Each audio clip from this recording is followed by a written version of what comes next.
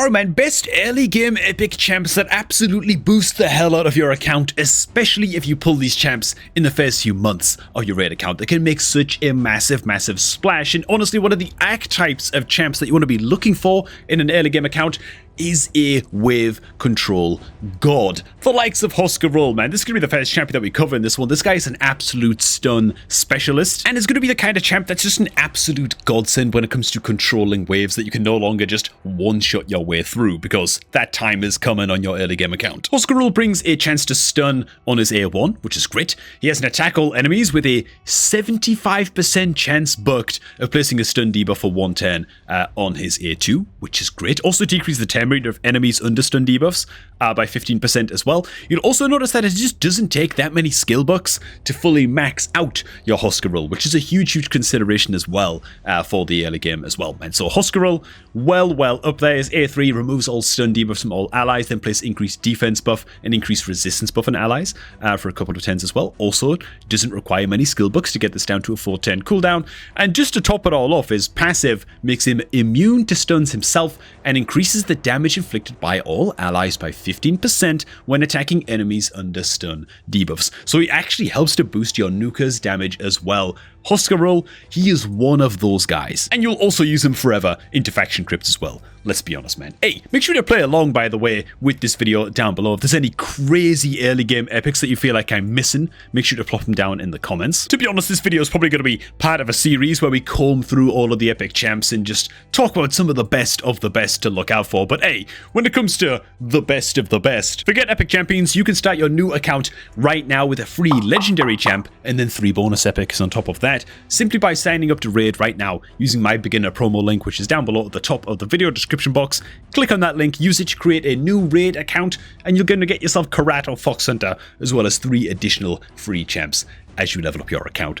Unbelievable beginner promo link, and the best possible way you can look to start off your new raid account in 2025. Back to the list and into the Skinwalkers faction, man. This is a champ that I haven't spotlighted nearly enough, but when it comes to early game support champions, good old Hoffery's the Tusked. This guy is kinda crazy as hell. For a support champion, even his A1 is useful. It's a double hitter with a 25% chance on each hit of placing a stun debuff for 110, so just a little bit of extra control on the A1. He brings an increased crit rate and an increased attack buffer on his A2. Again, not requiring that many skill books at all to get this down to a 3-turn cooldown, so just a very nice supporting skill to have there. And then he brings a double revive with a strengthen buff on all allies for 2 turns on his A3, and so even if he's not reviving anybody, the strengthen is still doing a little bit of something, which is lovely. Bookable down to a 5-turn cooldown. Hoffery's the Tusked, actually a crazy good early game support. But nobody quite does support style epics like the Orcs, man. Old Hermit Yorg and Tagore. Who do we cover first? I mean, they're both crazy as hell. They both bring revives in their kit. Old Hermit Yorg with a double revive, placing a perfect veil buff on revived allies for a couple of turns on his A3. But Yorg's kit actually brings an HP burn as part of the A1, so help them do a bit of bonus damage with the HP burn against bosses, Dragon, Demon Lord clan boss, that kind of thing. Even helping you out to get started into the likes of Frost Spider with this HP burn in Doom Tower for the very first time. So great champion to have built out for that. Also brings strong version, increased attack with a bit of 10 meter fill as well on the A2. And just like Hoffery's, man, not that many skill books required to get Old Hermit Yorg up and firing at full strength, which is just lovely. Now his biggest revival, man, young Hermit Tagore, with his A1 plus an increased defense buff for 2 turns on the ally with the lowest current HP. So his A1 isn't quite as stupendous, but his A2, oh, he also brings like a revive all as well on his A3. So his revive just as powerful, if not, well, I'd say just about as powerful as Old Hermit Yorg's revive. Lovely stuff, but Tagore's A2 is nuts. It's an attack all enemies, place a strong increased speed buff on all allies for 2 turns, then heal all allies by 15% of Tagore's HP, bookable down to a 3-turn cooldown. So yeah, increased speed buff, strong version. Basically every single team on your account is going to need a strong version of increased speed buff in the roster somewhere, and so man, you pull this epic support champ early on, he's going to do an insane amount of work for your account for a very long time indeed as well, because you're always going to use them in faction wars for the revive anyway. Moving away from the supports and into the damage dealers, we've got the undead hordes.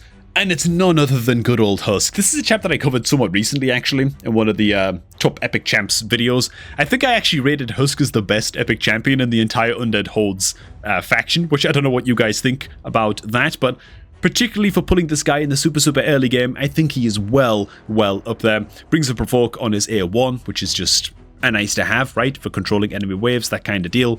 On his A2, it's an attack all enemies with a 50% chance of placing stun debuff. Actually, 60% chance is that? Yeah, 60% chance of placing stun debuff for 110, so great for controlling enemy waves. And of course, damage is based on enemy max HP, meaning against bosses, that A2 absolutely smacks, and you'll probably be using Husk as one of your core damage dealers into Hydra, even once you start to wiggle your way out of the early game a little bit. So the champ has insane longevity. Another absolute early game queen who isn't spotlighted nearly enough, but anytime I get the opportunity to, I'm gonna go ahead and spotlight Ruella. I'm using her right now on my free-to-play account.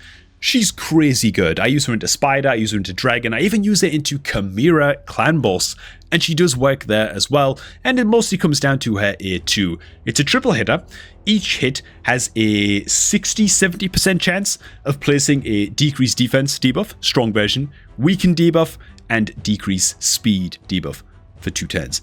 Basically all of the big anti-boss debuffs, all of the boss killer debuffs that are so important into the likes of Fire Knight and Spider and Chimera. And so she's just a crazy as hell boss killer style epic champ that you can build on a budget, right? Because she's just a spirit affinity epic champ, not too hard to get your hands on. On her A1, she's got a triple hitter as well, each crit with a 100% chance bucked of stealing 5% of the target's turn meter. Again, great into Spider, great into Fire Knight. This champ has been integral for my progression on my free-to-play account, man, and I'm so happy that I was able to pull her quite early on. She also brings some 10 meter fill and an increased crit rate buff on all allies for a couple of turns as well on the A3. She does take a little bit more skill bucks than some of the other champs that we've covered so far, but frankly, I haven't regretted booking her out at all on my free-to-play account, at least not yet. She's doing work for me. She's got to make this list. Next up, another champ that I'm using on the free-to-play account who, honestly, a lot of people talk about, oh, he's been power crept, man. Oh, he's not very good anymore. Oh, he used to be really good, but he's kind of fallen off over time.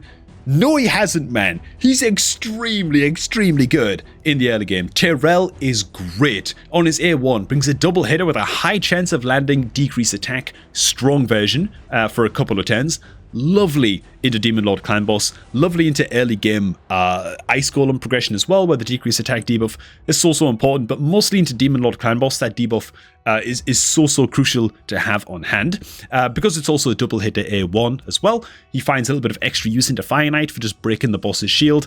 On his A2, it's an attack all enemies, 100% chance bug to placing the strong version of decreased defense for a couple of turns. Obviously just makes Tyrell like a replacement for War Maiden, for example. It's just a great debuff to have. It's going to increase the damage that your nukers are dealing by 1 billion, having this on an AoE on one of your champs, so he's great into waves of enemies.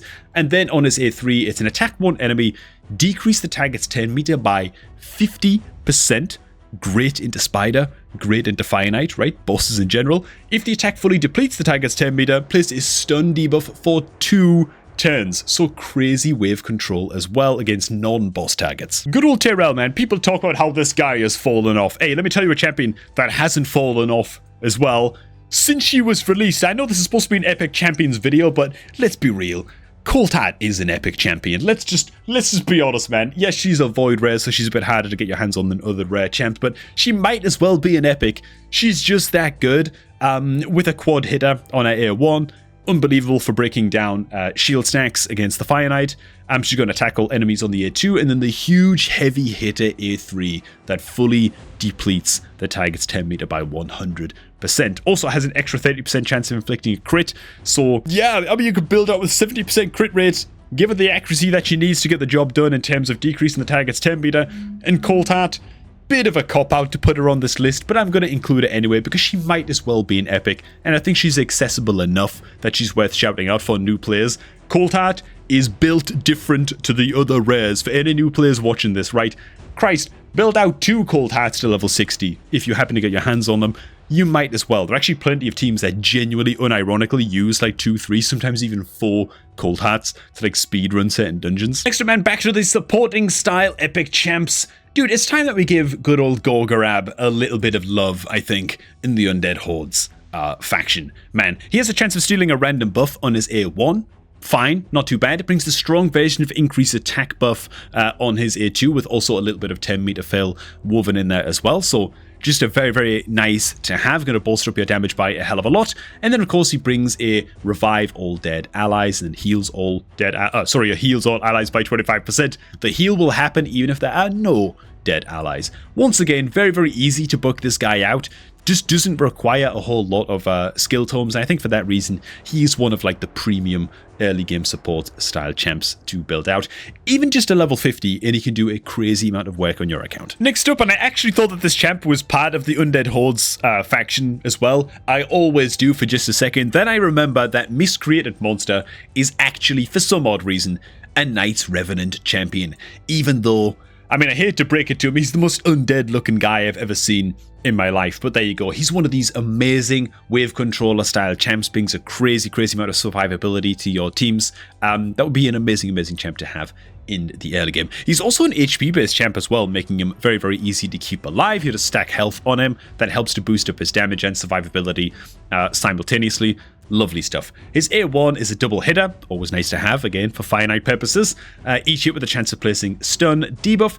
What's this? Also has a 50% chance of placing a decreased defense debuff for 1 turn if the stun debuff is placed. How would I never know about that, man? Well, there you go. There's extra little detail there that makes him a bit more effective against stunnable enemies. His A2 is an attack all enemies with a 50% chance of placing a stun debuff for 1 turn. Also places shield buff on all allies for 3 turns, equal to 25% of the damage inflicted. And so the damage on this skill and building this guy out with 100% crit rate and like a crit damage amulet and stuff at least can be totally worth doing, especially if you're going to be using this guy into the likes of Spider's Den, where he can do a crazy amount of work, right? Because even if the stun fails to land on the spiderlings, if he's smacking like 12 spiderlings with this thing, he has 100% crit and he's doing reasonable damage, suddenly there's a massive 3-turn duration shield across your entire team. For early progression into Spider's Den in particular, can be really quite solid on good old Miscreated Monster Man. He also brings an ally protection buff on his A3. Heals the champion by 50% of the max HP and places a continuous heal buff on this champion for 3 turns as well. So just bringing the team-wide survivability even more with this A3. He's just a damn good egg. Oh yeah, and on his passive, place a fear debuff on the attacker for 1 turn whenever an ally is attacked while under an ally protection buff.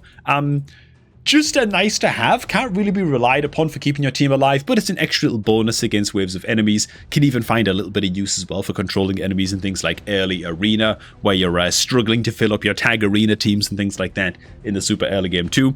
And so, wait, where's his aura active? Yeah, so his aura is actually an arena battle aura, health by 33%. Interesting. Not like champion or build defining in terms of how you're going to use him on the account. I think he still mostly flourishes as like a wave controller and survivability booster, but Miscreated Monster Man, he's a good one. Next up, we've got good old Fane, Demon Lord Clan Boss Specialist, but wait a minute, no we don't. We're going to be saving Fane for a future Epic Champions video. Champions that absolutely destroy the hell out of Demon Lord Clan Boss. Make sure that you stay tuned for that one. The actual last pick for this video is going to be Yaga. Except no it's not, because I want to finish off these videos with a champion that you should never build, no matter what. Yaga the Insatiable is one of those. He's the 60-day login reward champion. The biggest bait champion in Raid Shadow Legends for new players. Do not build this guy out and certainly do not spend any skill tomes into Yaga the Insatiable. On his A1, he's going to attack one enemy with a chance of placing 1 poison debuff for a couple of turns. His A2 attacks one enemy 2 times. Each hit has a chance of placing poison debuff for a couple of turns as well. So, potentially a double poison skill on his A2. Not bad in a Demon Lord Clan Boss, except you see then how many skill books it takes and kind of makes you cringe a little bit. Then you realize that the cooldown is stuck at 4 turns, right? You can't like pump skill books into him to reduce the cooldown. No, it's always going to be 4 turns. And then the A3 is actually just kind of useless, man. Attacks one enemy, damage increases by 25% against targets under poison debuffs. I mean, it's fine. It's fine. If you're going to be using Yaga though into Demon Lord Clan Boss, you're probably better off just having him spam his A1 and just get more poisons up. against the boss, right? So you're probably just not using the A3. But then you probably realize that Kale is just a far superior poisoner to Yaga, and even if you didn't start out your account with Kale, you can just take the uncommon champion Outlaw Monk of the Sacred Order faction, level him up to 50, and use him to just spam the crap out of his A2, which is bookable down to a 3-turn cooldown, to simply 100% land rate place 2-5% poison debuffs on the target for 2 turns. So he's a more reliable poisoner, probably just as good, really, as Yaga the Insatiable, as an uncommon champion. Never ever build Yaga, boys. He is simply not worth it. Just build Outlaw Monk instead to level 50 if you absolutely have to and you absolutely need poisoners on your account. And then replace Outlaw Monk with something better when you start pulling your shards for the first like 2x shard event or something on your account, man. But anyways, man, that is going to be all for this one. I think we've got a couple more installments in us for absolute god tier early game epics, but all the same, to make sure that I don't miss any champions, make sure to plop some down below in the comments as well that you feel are just the absolute early game gods of Raid Shadow Legends as far as epic champions go, and I'll make sure to include them in the next episode. For now, thanks for watching. God damn it, let me know if you built any champions that we did cover in this video, and how did you find them on your account? Were some of them a bit of a letdown? Did some of them help you out way more than you were expecting, and maybe you still use them to this day? I want to hear about it, man. Remember, if you're looking to start off a new raid account in 2025, the best possible way that you can do it is by using my beginner promo link right now, which is down below at the top of the video description box, to get your hands on Corrado Fox Hunter, free legendary champion to start off your fresh new account, and 3 additional epic champions that you will earn as you level up your account using that promo link. All you got to do is create a new account using that link, and you're good to go. Alright, thanks for watching, guys. Hope you all did enjoy this one, and I'm gonna catch all of y'all just a tad bit later, man.